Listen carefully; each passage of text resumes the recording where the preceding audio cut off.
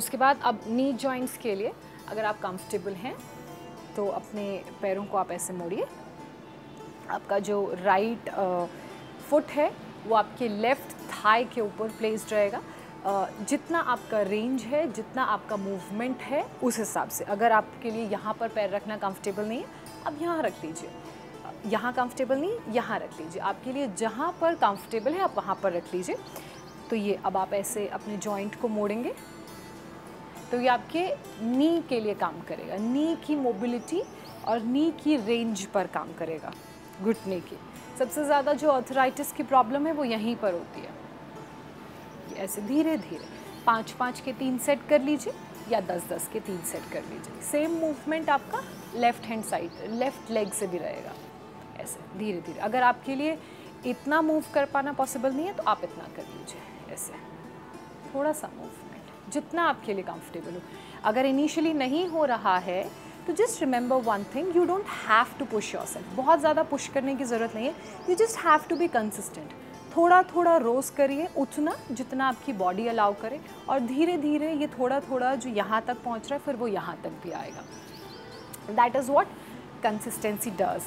That is how the magic and wonder happens when you are consistent in your practice. ऐसे उसके बाद अगर आप कंफर्टेबल हैं, फ्लेक्सिबिलिटी है, घुटने वार्म्ड अप हो गए हैं, तो फिर आपने ये मूवमेंट करना है। ये आपके लिए नी, आपके नी के लिए भी है और आपके पेल्विक और जो आपके लेग और पेल्विक बोन को जो जॉइंट जॉइन करके रखता है, ये उसके लिए है। ऐसे धीरे धीरे। अगर आप दोनों पैरों को पकड़ के करना चाहते हैं तो ऐसे कर लें। अगर आप सपोर्ट लेना चाहते हैं तो आप यहाँ पे हाथ रख के सपोर्ट लेके भी कर सकते हैं। आप जैसे कंफर्टेबल हो, आपकी बॉडी जैसे कंफर्टेबल हो। 5-5 के 3 सेट या 10-10 के 3 सेट। यही मूवमेंट आपने दूसरे लेग से भी रिपीट करना है। ऐसे धीरे धीरे जितना आप कंफर्टेबल हैं। घुटने और ये पेल्विक बोन, जो पेल्विक जॉइंट है, ये उसकी मोबिलिटी के लिए एक्सरसाइज है। आप चाहें तो ऐसे भी पकड़ सकते हैं। अगर इसके बाद आप थोड़ा सा और कंफर्टेबल हैं, या आपका जो जॉइंट है वो बहुत स्टिफ नहीं है, या फिर प्रिकॉशनरी आप वार्म अप एक्सरसाइजेस कर रहे हैं सो दैट आपको ये जो बीमारी है वो जेनेटिकली ना मिले, अगर आपकी फैमिली में ऑलरेडी किसी को है, तो आप ये एक्सरसाइजेस भी कर सकते हैं। Hugging your knee.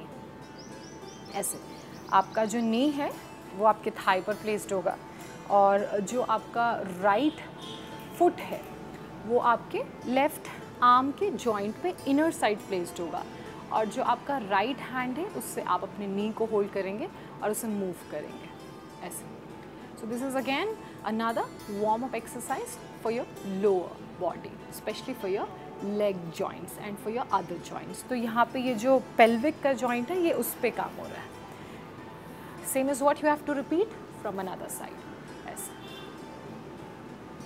आपका जो लेफ़्ट फुट है वो आपके राइट हैंड के जॉइंट पे इनर साइड प्लेस्ड होगा, एल्बोज़ के इनर साइड, और आपका जो लेफ़्ट हैंड है उससे आप अपने नी को होल्ड करेंगे लेफ़्ट लेग के, और फिर उसे ऐसे मूव करेंगे left and right, right and left. उतना ही मूवमेंट जितने में आप कंफर्टेबल हैं। उसके बाद आप ये मूवमेंट भी कर सकते हैं, आप ये मूवमेंट भी कर सकते हैं। आपने अपने घुटने भी खींच सकते हैं। जैसे not everybody can do this, लेकिन अगर आप कर सकते हैं तो आप ऐसे ऐसे अपने घुटने भी खींच सकते हैं, तो वो भी आपकी जॉइंट के लिए बहुत अच्छी एक्सरसाइजेज हैं। आप खड़े होकर भी ये कर सकते हैं। जब इतना वार्म अप हो गया फिर आप करेंगे बटरफ्लाई पोज, यानी कि बद्धकोण आसन।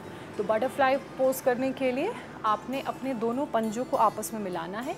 आपकी जो फिंगर्स हैं दोनों हाथों की वो ऐसे एंटेंगल्ड होंगी, ठीक है, और फिर आपकी ये जो एंटेंगल्ड फिंगर्स हैं ये आपके फीट के नीचे प्लेस्ड होंगी।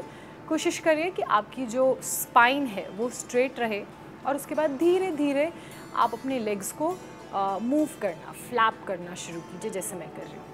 अगर घुटने ज़मीन को टच नहीं हो रहे, इट्स ओके।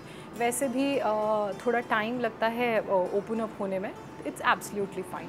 अगर इतना भी नहीं हो रहा है, बिल्कुल फीट ही नहीं जॉइन हो रहे हैं, पेन बहुत ज़्यादा है, बॉडी बहुत स्टिफ है, तो what you can do is आप अपने हिप के नीचे 2 पिलो प्लेस कर सकते हैं। 2 पिलो रख लीजिए, या अगर आपके पास बॉल्स्टर है घर में तो बॉल्स्टर रख लीजिए।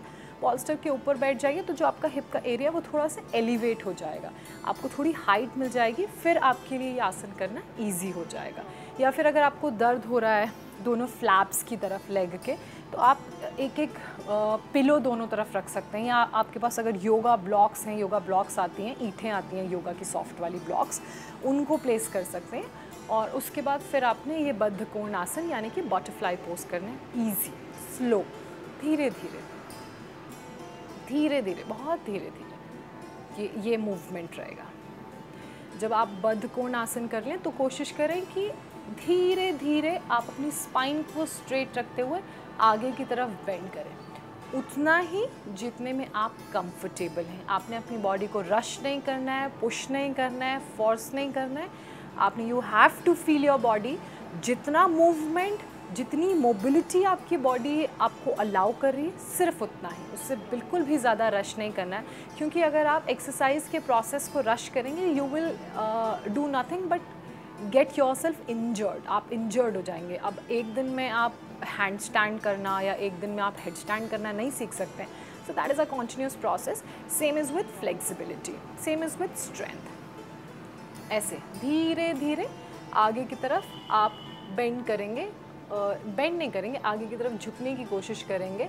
एंड मेक श्योर जब आप ऐसे आगे की तरफ झुक रहे हो तो आपकी जो स्पाइन है, जो रीढ़ की हड्डी है, वो बिल्कुल स्ट्रेट रहे, उसमें कोई कर्व ना।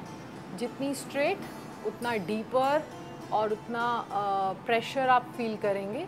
लेकिन याद रहे कि ओवर कुछ नहीं करना है, उतना ही जितने में आप कंफर्टेबल हैं। फिर आप ऊपर आ जाइए, इसे 3 से 5 राउंड करिए, ऐसे धीरे धीरे 3 से 5 बार, धीरे धीरे आराम से, बहुत ही आराम से, बहुत ही कंफर्टेबल।